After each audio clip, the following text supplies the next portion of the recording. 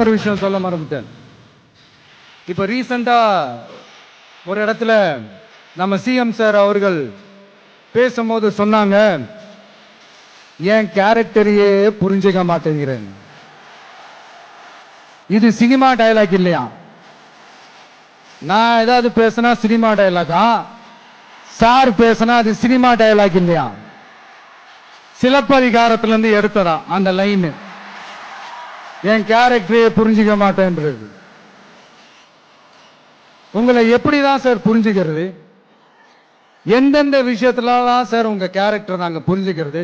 அதையும் நீங்களே சொல்லிட்டீங்கன்னா கொஞ்சம் நல்லா இருக்கும் சார். சட்டம் ஒழுங்குல நாடே சந்தி சிரிக்குது அதுலயா? பெண்கள் பாதுகாப்புல நாடே சந்தி சிரிக்குது அதுலயா?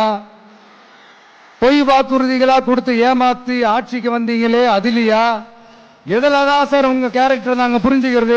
ஆனா ஒண்ணு, தமிழ்நாட்டில் ஆட்சி செய்யற நீங்களும் சரி, ஒன்றியத்தில் ஆட்சி செய்யறவங்களும் சரி, நீங்க ரெண்டு பேரும் முதல்ல என்னோட கேரக்டரை புரிஞ்சுக்கணும் சார்.